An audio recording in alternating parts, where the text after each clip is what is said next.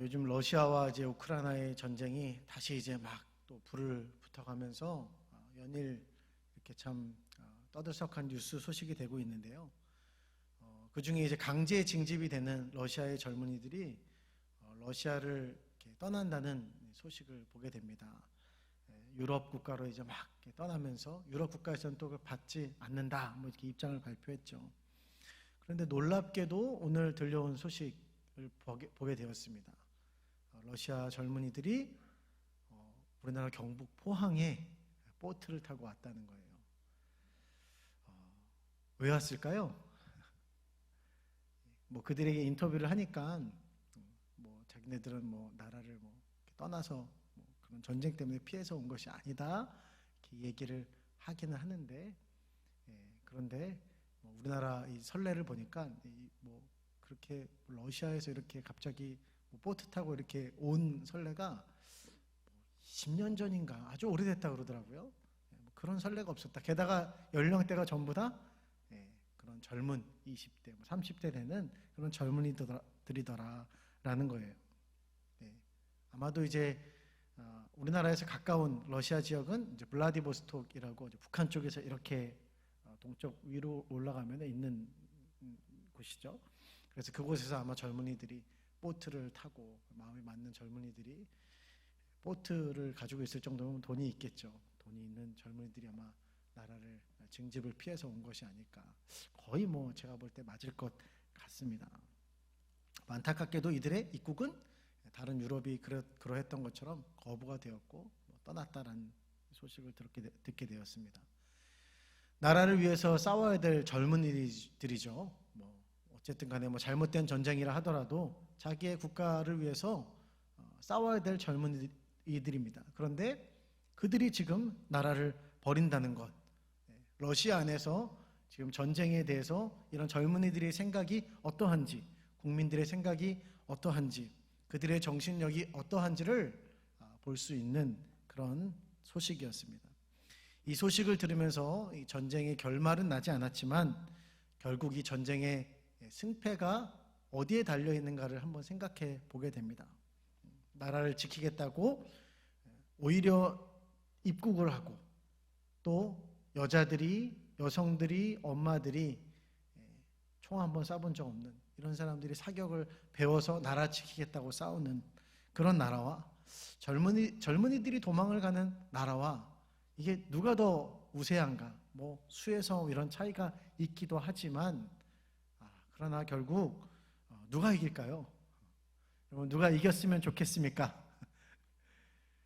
예전에 미국과 베트남이 전쟁을 했죠. 승자가 누구입니까? 베트남이 승자예요.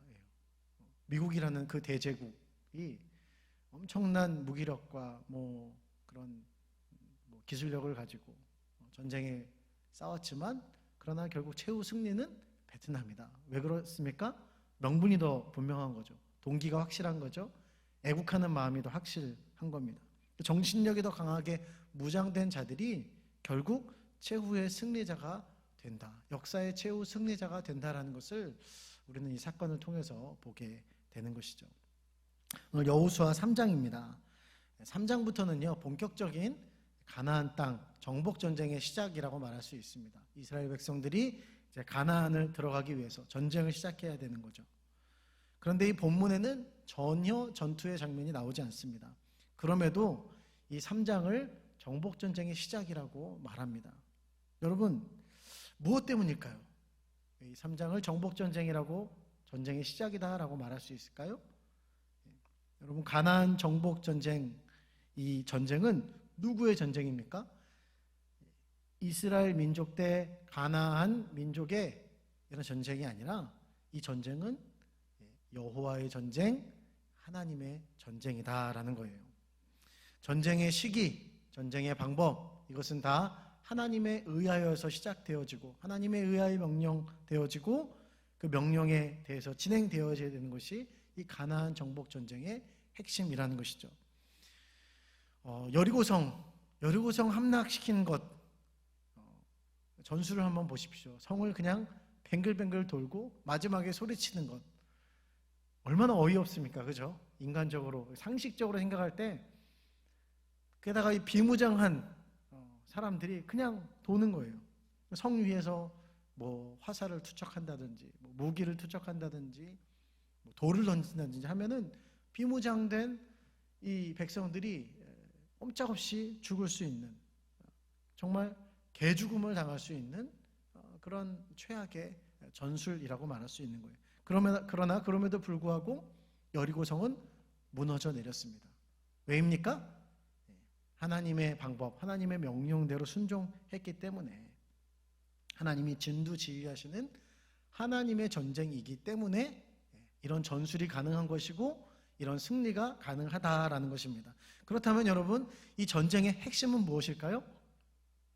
백성들이 하나님의 명령에 순종하느냐, 순종하지 않느냐, 거기에 달려 있는 거예요. 하나님이 시키는 대로 순종하면은 거기에 승산이 달려 있는 그런 전투라는 것입니다. 자, 그 전투가 시작된 것이 3장입니다. 왜 이것이 전투의 장면이라고 말할 수 있을까요? 우리 13절 말씀입니다. 함께 읽어보실까요? 시작. 온 땅에 주 여호와의 궤를 맨 요단물을 밟고 멈추면 요단물 곧 위에서부터 흘러내리던 물이 끊어지고 한 곳에 쌓여 서리라. 하나님께서 여호수아에게 명령하신 거죠. 이렇게 해야 된다. 이 명령대로 15절에 제사장들이 요단강에 발을 담궜습니다. 그랬더니 어떻게 되었더라? 17절이죠. 요단으로 흘러내려오던 물이 그치고 말랐더라 라고 3장의 결론을 내리고 있습니다. 제사장들과 백성들이 순종한 모습입니다. 이것은 제사장들만 순종한 것이 아니라 백성들도 순종한 거예요. 이 요단 앞에서 그들이 유숙할 때 1절에서부터 쭉 보니까요, 이들이 한 3일 동안 그곳에서 유숙했다라고 나와 있습니다. 이 순종이요, 결코 쉽지 않은 순종이었습니다. 그것이 15절에 나옵니다. 자, 우리 15절 말씀 함께 읽어보실까요? 시작. 요단이 곡식 거두는 시기에는 항상 언덕에 넘치더라. 여기까지 읽겠습니다. 요단이 곡식 거두는 시기에는 항상 언덕에 뭐가 넘쳐요? 물이 넘치는 거예요. 이때는 시기적으로 이제 뭐 4월 정도, 4, 5월 정도를 말하는데, 위로부터 이제 헬몬산이 있죠. 헬몬산에서 쌓여있던 눈과 뭐 얼음이 이런 것이 녹아내리기 시작하는 거예요. 그래서 그 물이 흐르고 흘러서 어디로 내려오는 겁니까? 요단으로 내려오는 거죠. 요단강으로. 평상시에는 이 요단을 뭐 이렇게 건너는데 큰 무리가 없다라고 합니다. 근데 눈이 녹아내리는 이 봄, 이 상황은요, 도저히 건널 수 없는 불가능한 상황이다라는 것입니다. 이렇게 말씀을 준비하면서 어떤 분이 이렇게 그 요단강 그때 범람할 때 사진을 보여주는데, 야, 이게 뭐 엄청 뭐 거세더라고요. 건널 수가 없는 그런 불가능한 상황입니다.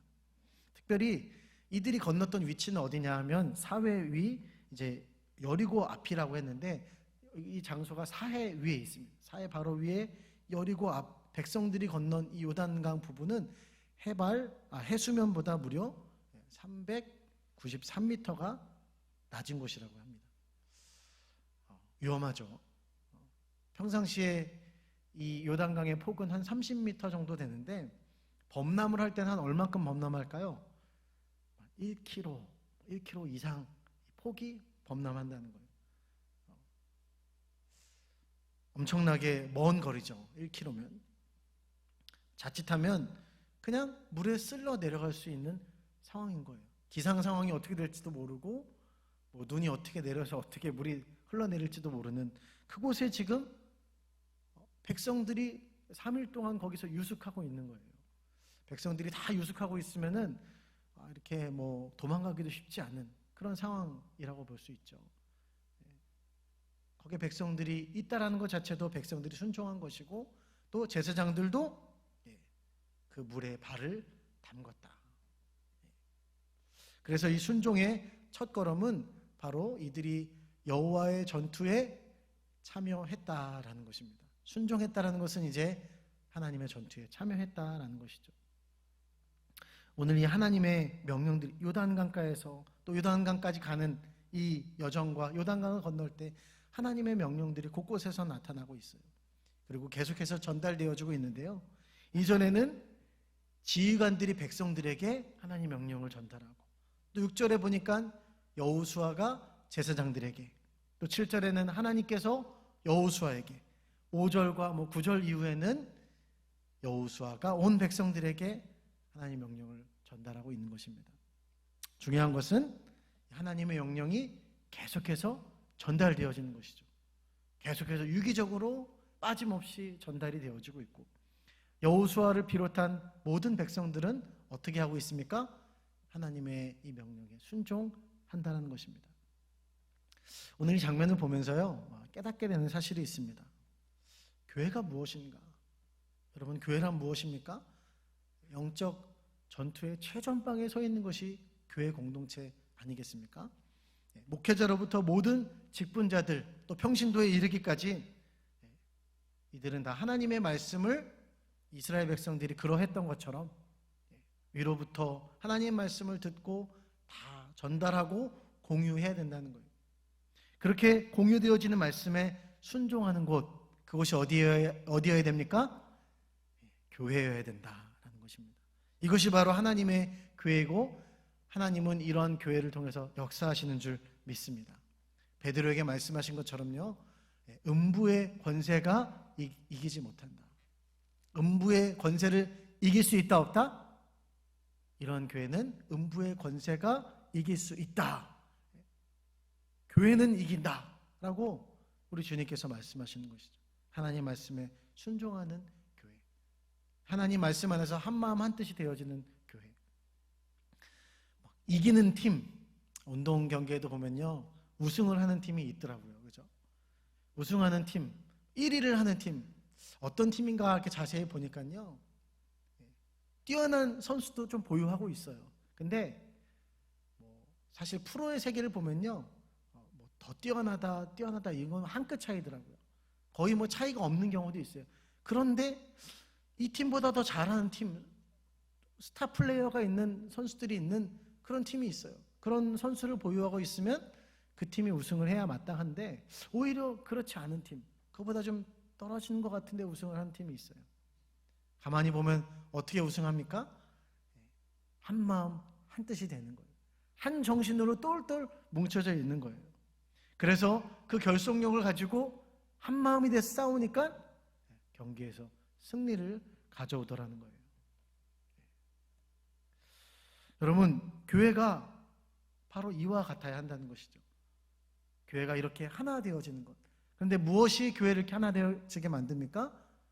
하나님의 말씀이, 하나님의 말씀으로 변화되어진 한 사람 한 사람이 하나님의 은혜의 말씀들을 나누기 시작하는 거예요. 그것들을 공유하기 시작하는 거예요. 그러면서 함께 그것들을 공유할 때 그것을 들은 또 다른 교회 구성원들이, 믿음의 동역자들이, 나도 이런 하나님 말씀 붙잡아야 되겠다. 나도 이런 하나님의 말씀을 저 아무개 집사, 권사, 저 성도처럼 나도 그렇게 순종하고 복을 받고 나도 그렇게 하나님의 사람으로 세워져 가야 되겠다. 그렇게 교회가 하나 되어지고 결국 모든 성도들이 하나님의 말씀으로 하나 되어질 때 그 교회는 음부의 권세를 이기는, 승리하는 교회가 되는 줄 믿습니다. 여러분, 이것을 믿으시는 귀한 성도님 되시기를 주님의 이름으로 축복합니다. 오늘 그들에게 주시는 명령과 순종해야 할 일들이 몇 개가 있습니다. 그런데 그 중에 가장 핵심이 되는 말씀을 오늘 이 본문을 통해서 발견하게 되는 것 같아요. 우리 7절에서 8절 말씀입니다. 우리 7절에서 8절 말씀 함께 읽어보시겠습니다. 시작. 여호와께서 여호수아에게 이르시되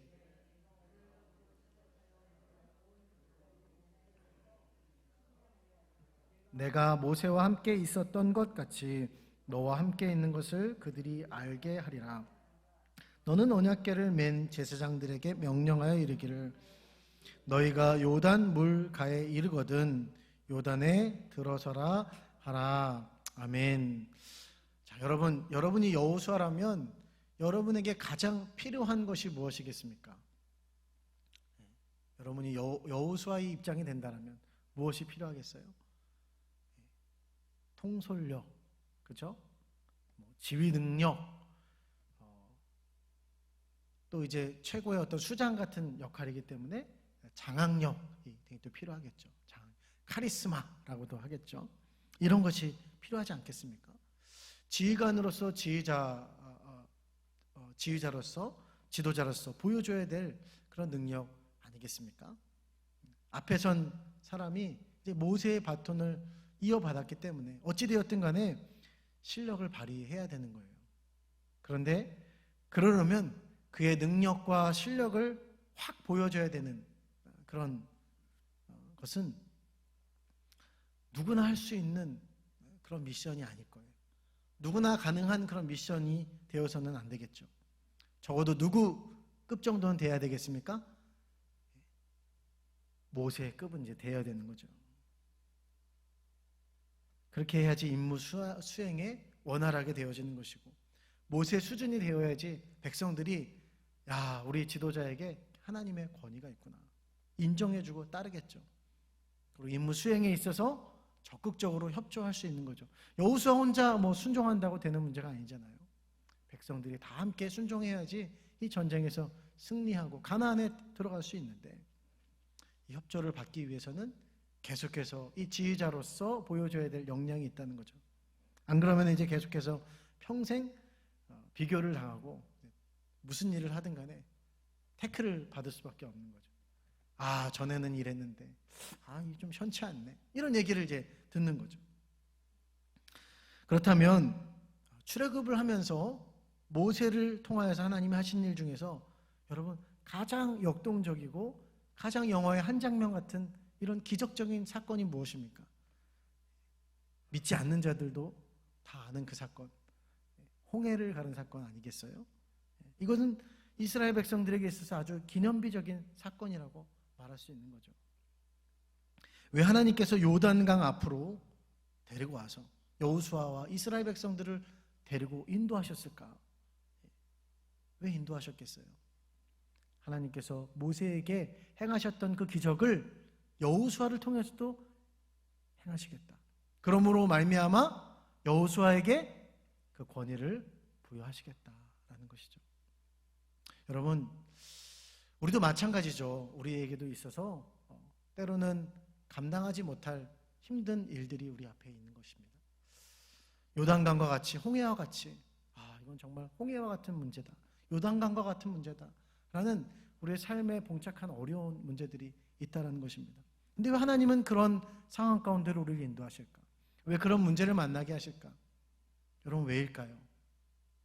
그 일을 통하여서 모세를 세우셨듯이, 여호수아를 세우셨듯이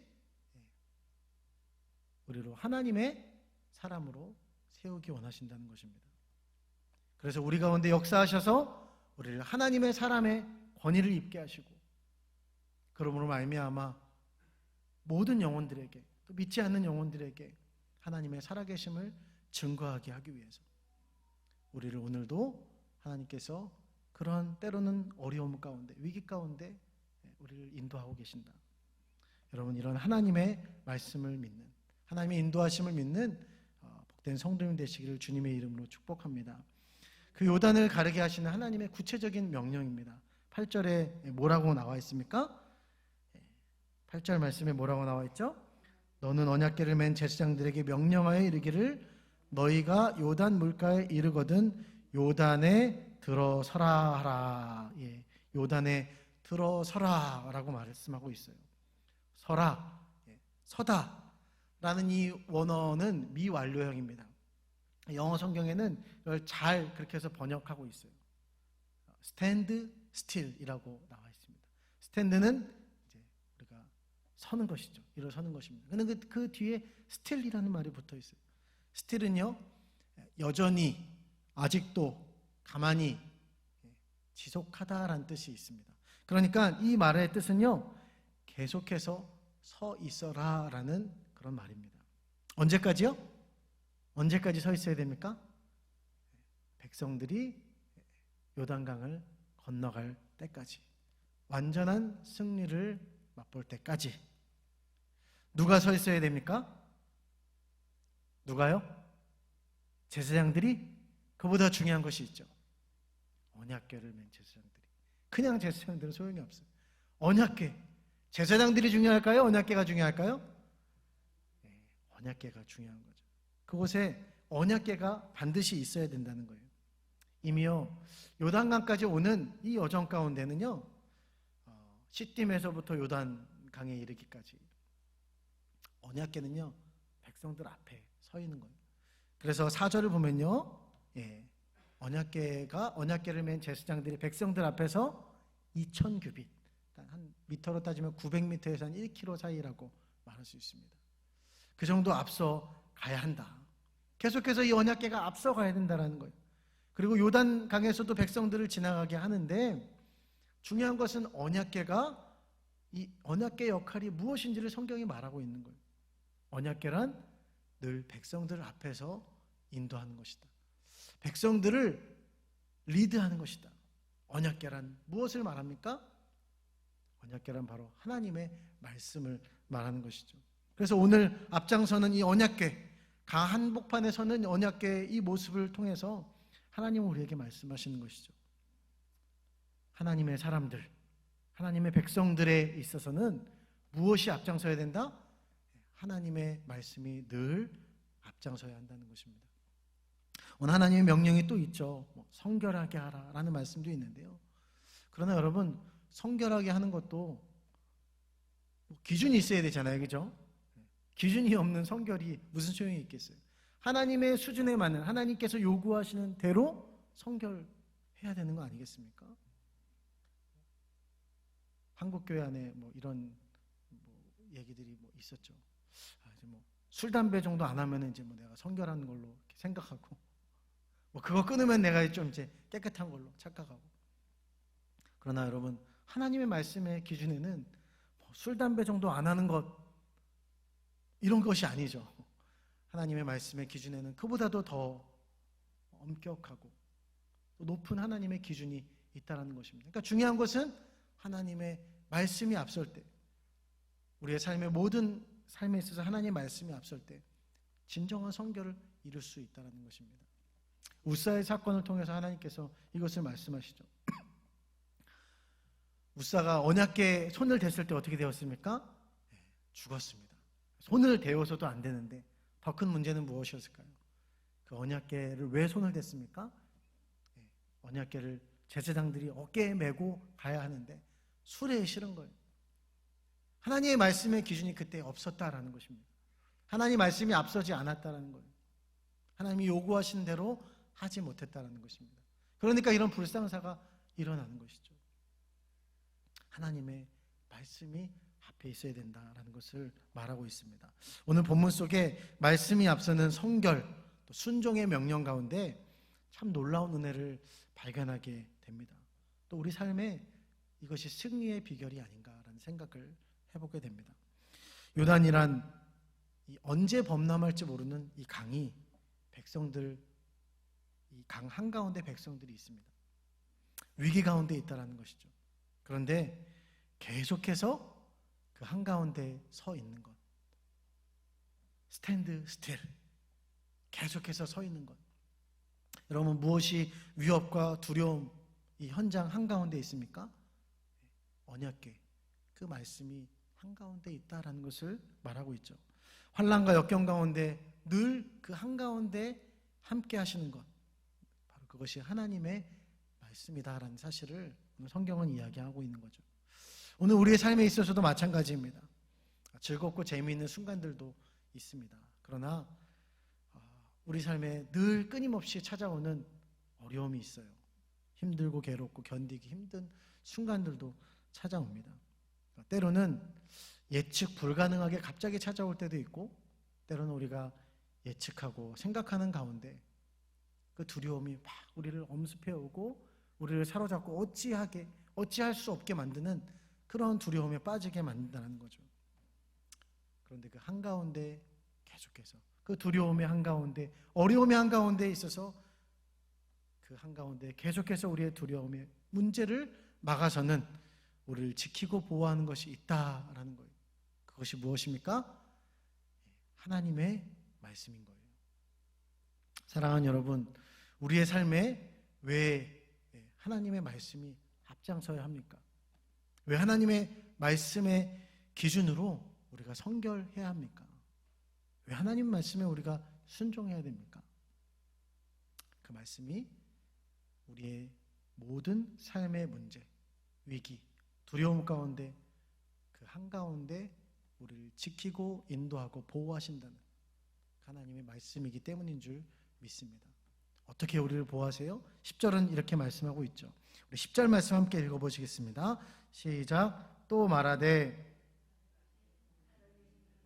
너희 가운데 계시사 가나안 족속과 헷 족속과 히위 족속과 브리스 족속과 기르가스 족속과 아모리 족속과 여부스 족속을 너희 앞에서 반드시 쫓아내실 줄을 이것으로써 너희가 알리라. 아멘. 또 말하되 어떤 하나님이요? 살아계신 하나님이, 하나님께서 이렇게 말씀하신 이유가 있죠. 그 당시 가나안 신들은요, 지역적인 신들입니다. 그리고 그들은 계절의 영향을 받습니다. 어느 계절에는 살아있지만 어느 계절에는 죽어있는 신들인 거예요. 어느 지역에서는 영향을 발휘할 수 있지만 다른 지역에서는 영향을 발휘할 수 없다는 거예요. 그래서 어떤 때에는 아무런 효력을 발휘할 수 없는 죽어있는 신이다라는 거예요. 그런데 오늘 하나님이 뭐라고 말씀하세요? 나는 그런 하나님이 아니야. 시공간을 초월해서 언제 어디서든지 어느 때든지 역사하는 살아계신 하나님이다. 할렐루야. 그런 하나님임을 백성들에게 말씀하고 계시는 거예요. 오늘 우상들의 수가 7의 우상수가 나옵니다. 7은 성경에서 이제 완전수죠. 아무리 완벽하게 7명으로 이렇게 구성이 되어 있어도 살아계신 하나님한테는 게임이 안 된다라고 이렇게 말하는 거예요. 예전 성경에는요, 이 살아계신 하나님이 사시는 하나님이라고 이렇게 기록되어 있습니다. 요즘 성경이 좀 더 잘 번역이 되어 있습니다. 그러나 예전에 번역되어 있는 이 사시는 하나님이라는 말에도 참 큰 은혜가 있어요. 신명기 5장 26절이죠. 우리처럼 살아계시는 하나님이라고 신명기 5장 26절에 기록되어 있는데요.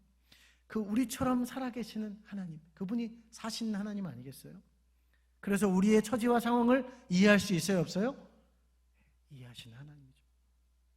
그분은 친히 육신의 몸을 입고 우리와 같이 되셨어요. 그분이 바로 예수 그리스도이시죠. 그래서 우리의 삶에 그분은 개입하셨습니다.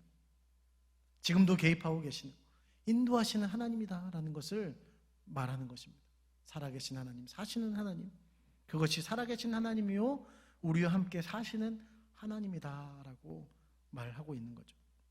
사랑하는 여러분, 하나님은 어떤 분이십니까?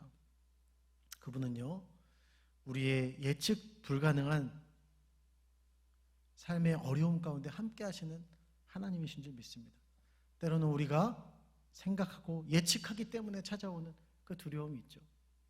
그런데 우리처럼 사셔서, 우리처럼 삶을 사셔서 모든 어려움과 두려움을 경험하시고 우리와 처지와 상황을 이해하시는 그 하나님.